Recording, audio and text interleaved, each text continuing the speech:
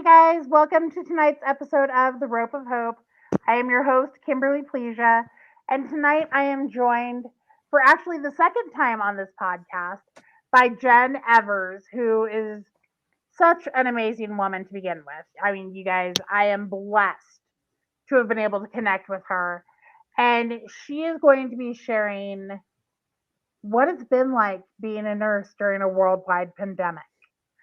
Before we get started, though, you guys, if you are touched by this broadcast, you want to support this broadcast, please go to buymeacoffee.com/, this fat girl life.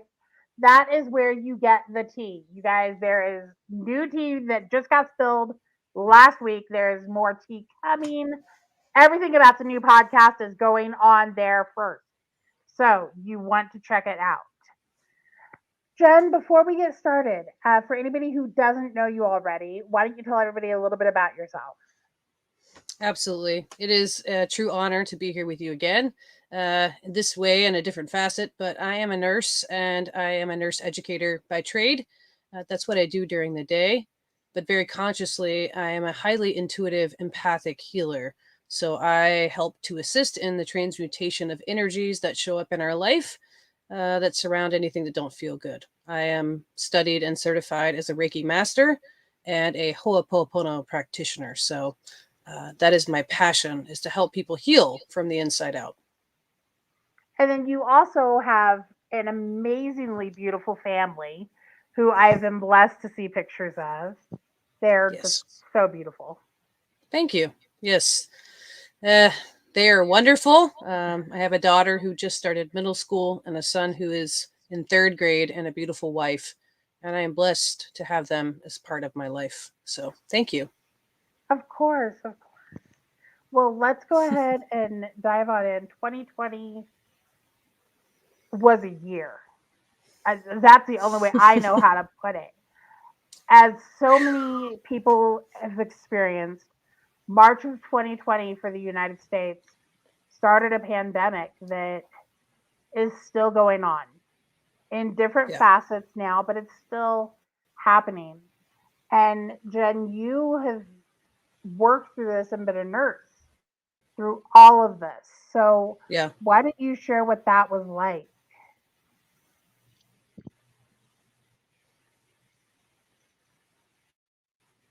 Can you hear me? Well, I can tell you what my experience is like to support bedside nurses through this time. Yeah, I can hear you. Okay. Can you can you hear me now? Yeah. Yeah. It froze for a moment. So as I was saying, I am a bedside nurse educator, so I have been in the thick of it, but not as much as a lot of the other nurses who are the ones performing the bedside care day in and day out. And when it started, we had no idea what was going to happen. We had no idea what we were dealing with. We just knew that we were getting sick and that they were dying. And we had to show up for work because that's an oath to do. And we were terrified. But yet we rose, not knowing. Many healthcare providers gave their doctors, nurses, all different types of healthcare providers. And, when a vaccine came out and all of those things came out, there was a light at the end of the tunnel. It was something was going to change. And we saw waves of things change. And then this past 5, 6 months, it's been unlike even the first or second wave. And now you see nurses leaving the bedside altogether because they are experiencing what many people would think is not a post-traumatic stress trauma, but it absolutely is. And their hearts just can't take it anymore. The death, the dying, the grief, the suffering, not just of the people who we care for in that hospital bed, but the ones that are left afterwards. And for whatever reason, have to deal with guilt or shame or any of those feelings that come up that don't feel good. And we have to hold a space for all of them while still trying to figure out how the hell to hold ourselves together. So this balance that we've all been asked to do, not everyone is equipped to do it, and it's overwhelming, and we feel powerless. We feel helpless to change any of the situation. We're just at a loss. We keep showing up, but we can't fix it. For all of our career, that's what we were told we were supposed to do. People come in, they're sick, we do what we do best, and we fix it. And we're not fixing it. And that's a really hard pill to swallow for high achievers who have studied for years of their life to do what they do, to give the best care possible. And it doesn't matter what we do, it's not enough. We can't save them. Now I know that a lot of what I know is I'm what I hoping said. you were able to hear me through all that. Yes, I was. Um, and I'm having a hard time holding it together through it.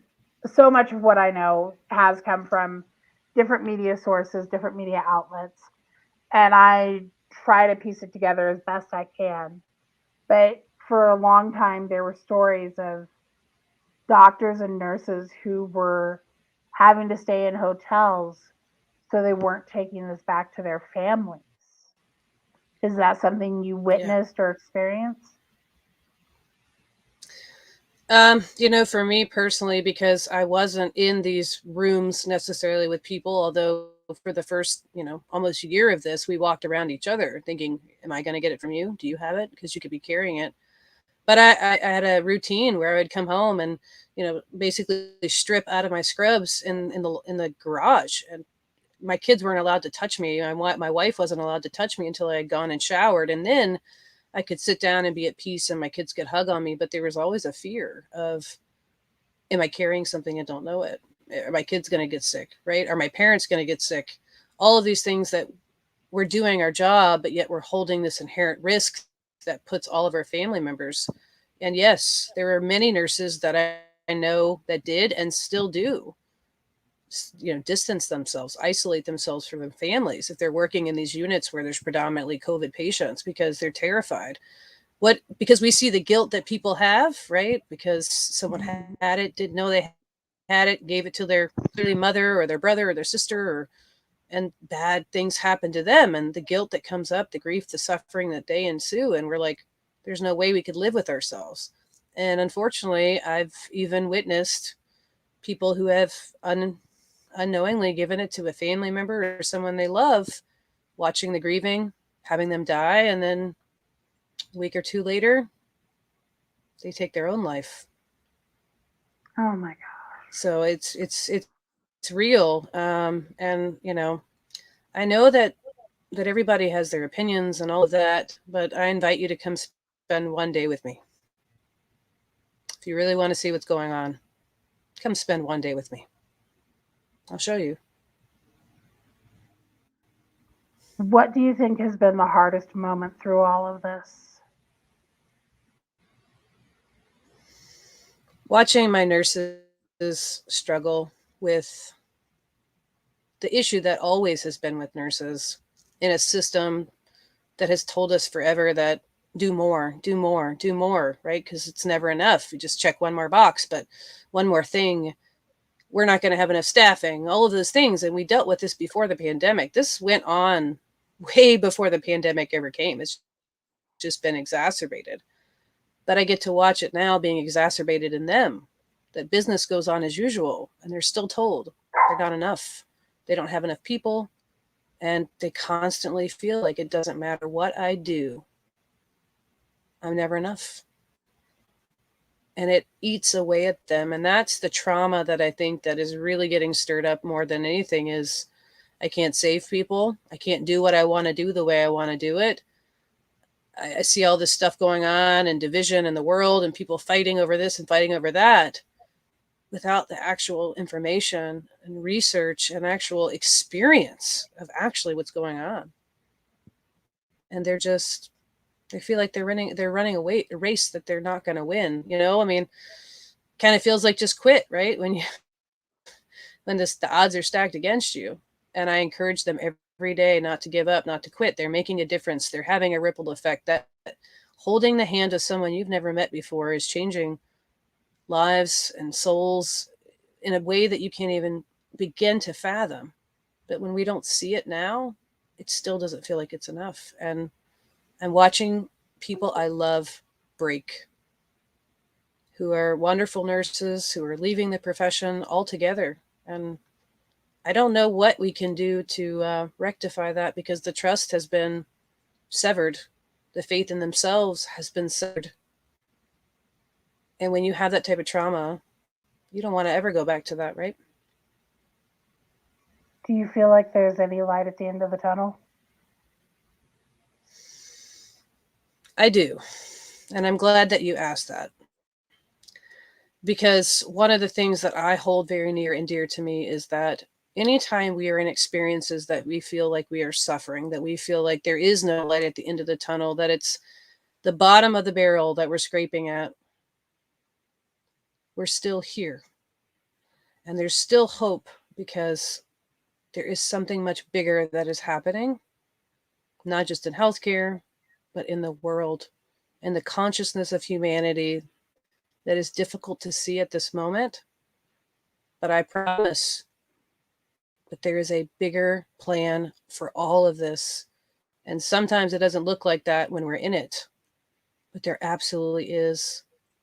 And we will get there together, but that's what it's going to take is all of us coming together despite our differences and putting aside all of these things that are petty and just choosing to love one another. I believe that's what all this is about. It's not about this, it's not about that, it's not about who's right or who's wrong, it's about each other. And despite what we believe, can we just stand up and say, I love you too enough to be inconvenienced? I love you too enough to make choices that are not just about me, but about the greater good of all of us because we're all one. And the sooner we realize that, the sooner all this shit will go away. I hate to say it like that, but it's the truth No, in my heart. no, you're fine. So, as you know, Jane Doe down the street, general public, what can we do to support the nurses and the doctors that are dealing with this on a daily basis? Take care of yourself, take care of your neighbor in whatever way that means. I'm not I'm not one to force anybody to do anything. I don't believe in that. I believe in choice, especially when it comes to what we put in our own bodies, right? But what I do ask is that we take this seriously and understand that, yeah, maybe it doesn't affect you. But I'm telling you that you have no idea how it can affect the people that you care about. So if that means choosing not to go to that next thing because, people aren't going to social distance and wear a mask, if we could all just be a little bit inconvenienced for a while, we could make a big difference in this. In whatever way you choose to do it, but we need your help. And I'm here to tell you if you don't believe us, just come to the hospital. We'll take you by the hand and show you what it's like. And I don't want anybody to experience it if they don't have to be quite honest with you. I don't want you to get sick. I don't want you to have to go through this. So just take care of yourself. Yes, I'm sorry if it inconveniences everybody a little bit, but we've been doing this for 18 months and it's inconvenienced us a lot. And we keep showing up for you because we care and we love you and we don't want you to suffer. We don't want your family to suffer. We just want us all to work together. And it takes all of us, right? Not just one facet or group of people. It Mm-hmm. takes all of us in love for humanity, despite differences, right? Well, I know I kind of mentioned before we went live that my husband and I are getting ready to take a trip in 5 days. And because I don't want to unknowingly get anybody sick, I feel like I'm perfectly healthy with this, but there are people that are asymptomatic that have no clue that they have it. So I can say honestly, my husband and I are both fully vaccinated. We have 500 masks that we are taking on a 9-day trip. We have hand sanitizer.